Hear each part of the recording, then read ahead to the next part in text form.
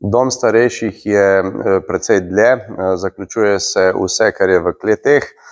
V naslednjih tednih naj bi prišla na vrh 4000 kvadratnih metrov velika plošča in vse, kar bo nad to ploščo, bo vidno potem tudi kasneje, ko bo dom zaključen. Rok za dokončanje teh del je nekje do konca leta 2027. Drži, občina ima veliko želja, ki so zelo natančno definirani, niso pa še potrjeni ti načrti strani države, ki je dejanski lastnik tega prostora.